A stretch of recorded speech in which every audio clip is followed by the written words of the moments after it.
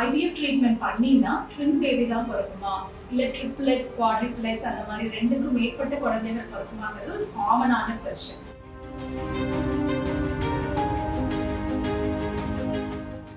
இந்தியாவை தவிர எல்லா கண்ட்ரீஸ்லயும் பாத்தீங்கன்னா நம்ம சிங்கிள் எம்பரியோ டிரான்ஸ்ஃபர் அப்படிங்கிறது தான் ஃபாலோ பண்றாங்க. அப்படின்னா ஒரு கரு மட்டும்தான் வைப்பாங்க. ஸோ சிங்கிள் பேபி மட்டும்தான் அவங்களுக்கு டெலிவரி ஆகும்.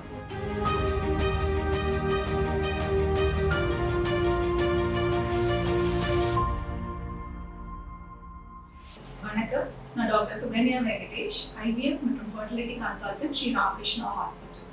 இன்னைக்கு 1-to-1 பர்சனல் கவுன்சிலிங் கொடுக்கும்போது பேஷண்ட்ஸ் என்னென்ன காமன் கொஸ்டின்ஸ் கேட்பாங்களோ அதை பற்றியான ஒரு சின்ன அவேர்னஸ் டாக்.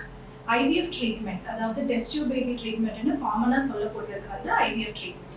IVF ட்ரீட்மெண்ட் பண்ணினா ட்வின் பேபி தான் பிறக்குமா இல்லை ட்ரிப்ளெட்ஸ் குவாட்ரிப்ளெட்ஸ் அந்த மாதிரி ரெண்டுக்கும் மேற்பட்ட குழந்தைகள் பிறக்குமாங்கிறது ஒரு காமனான கொஸ்டின்.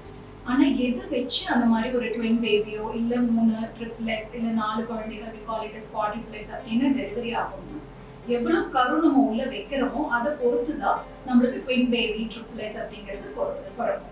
இந்தியாவை தவிர எல்லா கண்ட்ரீஸ்லையும் பார்த்தீங்கன்னா நம்ம சிங்கிள் எம்பரியோ டிரான்ஸ்ஃபர் அப்படிங்கிறது தான் ஃபாலோ பண்ணுறாங்க. அப்படின்னா ஒரு கரு மட்டும்தான் வைப்பாங்க.